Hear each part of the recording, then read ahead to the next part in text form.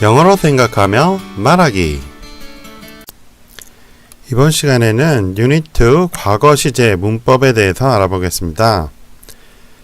책에 단어가 있는데요. 이거는 별도 강의가 있으니까 그걸 보시기 바랍니다. 관련 단어가 영단어 암기법 22하고 23, 24에 있네요. 이거를 참고하시기 바랍니다. 이거 잠깐 간략하게 설명을 드리면 last와 latest와 later가 있어요. 이게 상당히 헷갈리는데요. 우리말로 하게 되면 later는 나중이고 late는 늦은 거죠. 근데 latest가 최근이라고 번역이 됐거든요. last는 마지막이고.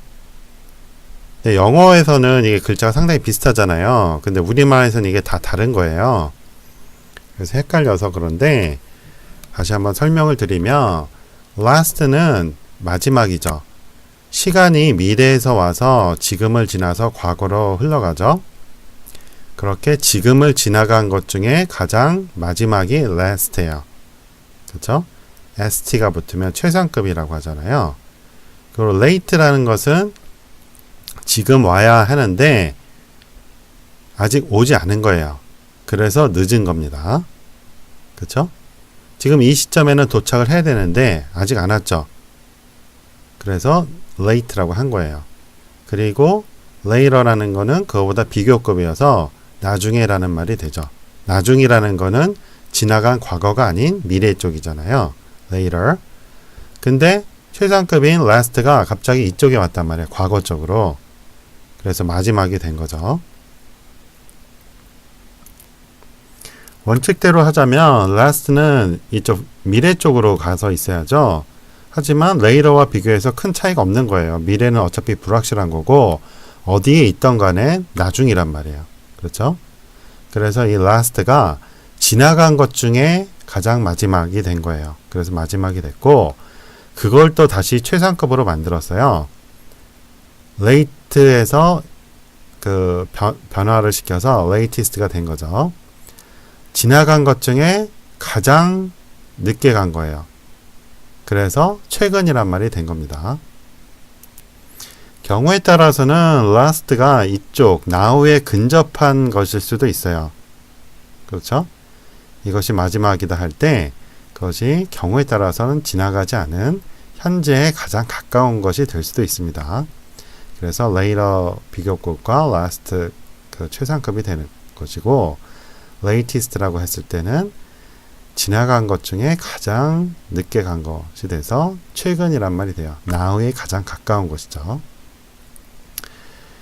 이 의미가 우리말로 바꿨을 때 너무 달라지기 때문에 헷갈리니까 주의하시기 바랍니다. grammar, the past tense.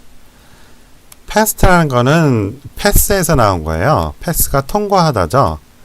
통과한 거에서 이제 st가 붙어서 이제 최상급 같은 식이 된 거거든요. 그래서 이제 과거라는 뜻이 된 거예요. 어쨌든 과거라는 것은 현재를 지나갔죠. 시간은 미래에서 와서 현재를 지나 과거로 멀어진다고 그랬잖아요. 미래 시간 항상 다가오지만 과거는 항상 멀어지죠. 그렇죠? 그래서 지나간 것이고 이 지나간 것은 현재에 대한 정보가 없어요. 영어 시제에서 과거 시제는 현재에 대한 정보가 없습니다. 우리말은 달라요. 우리말은 현재에 대한 정보가 있을 때가 있어요. 영어에서는 그거를 구분했거든요. 현재에 대한 정보가 없을 때는 과거라고 하고 현재에 대한 정보가 있을 때는 현재 완료라고 해요. 현재 완료라는 문법 용어도 문제가 있는데 그거는 중급이기 때문에 여기서는 다루지 않습니다. 어쨌든 이 예문에서 I made a cake 이라고 했을 때는 과거에 일어난 단순 사실만을 말하는 거예요. 현재 그것이 어떠한 영향을 미치는지는 전혀 언급하지 않고 있는 겁니다. 그리고 우리가 지난 시간까지 계속형이라는 걸 배웠잖아요. I make cakes every day 라고 하면 계속이라고 그랬죠. 과거를 했을 때는 뭐예요? 계속되지 않는 거죠. 그렇죠? 이 행위가 이것은 매일 일어나고 있잖아요. 그 매일 일어나지 않는 거예요. 더 이상은 일어나지 않아요. 그게 과거죠. 그래서 객관적인 사실은 딱 두 개예요. 계속되느냐, 과거냐. 나머지는 전부 다 주관적인 겁니다. 현재라는 것도 주관적이에요. 나중에 다룰 것이지만 현재 주관적이고 미래도 주관적이에요. 왜? 미래는 아직 일어나지 않았잖아요. 그러니까 주관적이 되는 거예요. 기타 많은 시제들이 다 주관적인 시제들입니다. 계속과 과거 딱 두 개만 객관적인 시제라고 알고 계시면 됩니다. 영어는 객관이냐 주관이냐를 구분하는 언어라고 그랬어요. 그래서 시제도 객관과 주관이 있거든요. 그 객관적인 시제가 계속과 과거 딱 두 개란 말이에요. 과거는 서술어에 따라서 규칙적인 변화를 하는 것이 있고 불규칙적인 변화를 하는 것이 있어요. 제 문법으로 따지자면 규칙적인 변화는 객관적인 변화고 불규칙적인 변화는 주관적인 변화예요. 그러니까 영어는 객관이냐 주관이냐 하나의 원리만 알면 된다고 그랬죠. 그러니까 규칙이냐 불규칙이냐 보다도 객관적이냐 주관적이냐 그걸로 구분하는 것이 영어 문법에 훨씬 더 가깝다 이 말이에요. 이렇게 불규칙이냐 규칙이냐 이런 걸 따지게 되면 다른 문법에는 이것이 적용되지가 않잖아요. 근데 객관이냐 주관이냐를 따지는 것은 모든 문법에 적용이 된다 이 말이에요. 그래서 객관적인 변화는 D나 ED가 붙어요. 원래 ED가 붙는 것이고 D가 붙을 때는 끝이 E로 끝나는 것에 대해서 D가 붙는 것이죠. 예를 들어서 bake라고 하면 E로 끝나잖아요. 그럼 baked라고 D만 붙여주는 거예요. dance는 E로 끝나죠. 그러면 danced 하면서 D만 붙여주는 거예요. 나머지들은 지금 E로 끝나지 않았죠.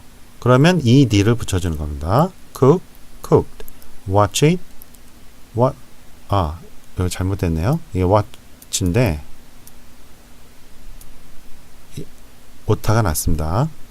wash, wash it, brush, brush it, play, played, paint, painted. 이 책이 외국인 감수를 여러 명한테 받은 책인데 오타가 있는지 처음 알았네요. 자, 그 다음에 주관적인 변화는 모양이 완전히 바뀌는 거예요. 그러니까 이렇게 D나 ED가 붙는 거는 객관적이기 때문에 알기 쉽잖아요. 근데 주관적인 변화는 배우기 전에는 알 수가 없는 거예요. 그렇죠? 따로따로 암기를 해야 됩니다. 여기에 나온 거 말고도 많이 있죠. 수십 개가 있습니다. 그거 다 외워야 돼요. 자, make가 made로 바뀌죠. eat, ate, drink, drank, go, went, do, did, drive, drove, read, read. 자, 스펠링은 같은데 발음이 틀려요. take, took, draw, drew, speak, spoke 와 같이 바뀝니다. 자, 간단한 설명이 여기 있으니까 읽어보시고요. 이 불규칙 변화, 즉 주관적인 변화는 그때그때 암기해 두시는 게 좋아요. 한꺼번에 다 외우려고 하면 또 나중에 잘 기억이 안 나죠. 나올 때마다 암기해 주는 게 좋고 문장, 작문을 하면서 암기하는 것이 가장 빠른 방법입니다. 개인 지도할 때는 이런 시제 변화를 연습하거든요. 그때 이렇게 암기하는 게 가장 빠른 방법이에요. 자, 이렇게 해서 오늘은 과거 시제와 관련된 문법에 대해서 아주 간략하게 알아봤습니다. 과거 시제는 영어 시제 중에 그렇게 어렵지 않은 문법이에요. 단지 우리말과 달리 현재 정보가 100% 없다. 그것만 알고 계시면 됩니다. 예를 들어서 우리말은 나 밥 먹었어 라고 하면 밥 먹었어 라는 말에 그래서 현재 배가 부르다 라고 생각할 수 있는 거죠. 근데 영어는 그게 아니란 말이에요. 그냥 단순하게 과거에 밥 먹은 사실만 말한다는 거죠. 여기 이것도 마찬가지죠. I made a cake 하면 과거에 단순히 케이크를 만든 사실만 말하는 거예요. 그래서 그것이 현재 어떻게 됐는데 에 대한 정보는 없다 이 말입니다. 네, 우리말은 상황에 따라서 나 케이크 만들었어 라고 말을 한다면 경우에 따라서 그래서 그 케이크 현재 있어서 지금 우리가 먹을 수 있다 라는 의미를 내포할 수 있다는 말이에요. 그것은 상황이 결정하는 것이죠. 하지만 영어는 그런 의미가 전혀 없다 이 말이에요. 만약에 우리말처럼 그래서 현재 먹을 수 있다 라는 의미를 내포한다면 현재 완료를 쓰는 거예요. 그거는 나중에 다루기로 했죠. 자, 오늘 수업 여기까지 하겠습니다. 도움이 되셨으면 좋아요 눌러주시고 혹시 광고 나오면 끝까지 시청해 주시면 이 동영상 강의 제작에 도움이 됩니다. 고맙습니다. 안녕히 계세요.